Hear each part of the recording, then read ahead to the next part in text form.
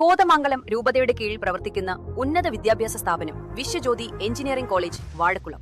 Silver ജൂബിലിയുടെ നിറവിൽ academic മികവിന്റെ 25 വർഷങ്ങൾ പിന്നിടുന്ന വിശ്വജ്യോതിയോടൊപ്പം നിങ്ങളുടെ ഭാവി സുരക്ഷിതമാക്കൂ. UDF സർക്കാരിന്റെ പ്രഖ്യാപിത പദ്ധതികളിലൊന്നായ സ്ത്രീകളുടെ സൗജന്യ ബസ് യാത്രാ പദ്ധതി ജൂൺ 15 മുതൽ സംസ്ഥാനത്ത് യാഥാർത്ഥ്യമാകുന്നു.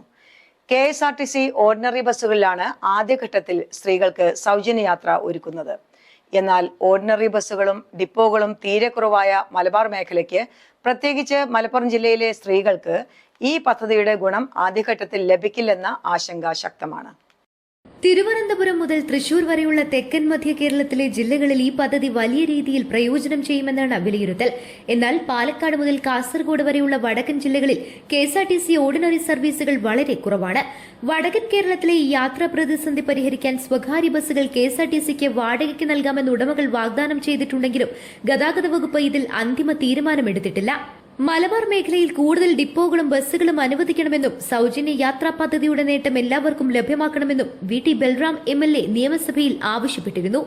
മലബാറിലെ 6 ജില്ലകൾ വികസനത്തിലേറെ പിന്നിലാണെന്ന് അദ്ദേഹം ചൂണ്ടിക്കാട്ടി. സംസ്ഥാനത്താകെയുള്ള 28 KSRTC ഡിപ്പോകളിൽ വെറും 5 എണ്ണവും 41 സബ് ഡിപ്പോകളിൽ 8 എണ്ണവും 18 ഓപ്പറേറ്റിംഗ് സെന്ററുകളിൽ 4 എണ്ണവും മാത്രമാണ് മലബാറിലുള്ളത്. വിഷയം ഗൌരവമായി പരിഗണിക്കുമെന്ന് ഗതാഗത മന്ത്രി CP ജോൺ നിയമസഭയിൽ ഉറപ്പു നൽകിയിട്ടുണ്ട്. സംസ്ഥാനത്ത് ഏറ്റവും കൂടുതൽ സ്ത്രീ ജനസംഖ്യയുള്ള ജില്ലയായിട്ടും മലപ്പുറത്തിന്റെ അവസ്ഥ ഏറെ ദയനീയമാണ്.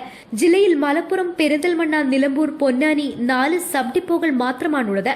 ഇവിടെയാകെ കൂടി 150-ൽ താഴെ ബസ്സുകൾ മാത്രമാണുള്ളത്. അതിൽ തന്നെ മലപ്പുറത്തും പെരിന്തൽമണ്ണയിലും ഓരോ ഓർഡിനറി ബസ്സുകൾ മാത്രമാണ് നിലവിൽ സർവീസ് നടത്തുന്നത്. പുതിയ പദ്ധതി വഴി മലപ്പുറത്തെ സ്ത്രീകൾക്ക് യാതൊരു പ്രയോജനവും ലഭിക്കുന്നില്ലെന്ന് വ്യക്തമാണ്. സംസ്ഥാനത്താകെയുള്ള 4717 KSRTC ബസ്സുകളിൽ വടക്കൻ ജില്ലകളിൽ സർവീസ് നടത്തുന്നത് 1132 ബസ്സുകൾ മാത്രമാണ്. ചില മേഖലകളിൽ പദ്ധതിയെക്കുറിച്ച് കൃത്യമായ അവബോധമില്ലാത്ത സാഹചര്യം നിലനിൽക്കുന്നുണ്ടെന്നും അത് പരിഹരിക്കുമെന്നും മന്ത്രി വ്യക്തമാക്കിയിട്ടുണ്ട്. ഓർഡിനറി ബസ്സുകളിൽ മാത്രം പദ്ധതി നടപ്പാക്കാൻ സർക്കാരിന് പ്രതിവർഷം 57 കോടി രൂപയുടെ അധിക ചെലവ് വരും.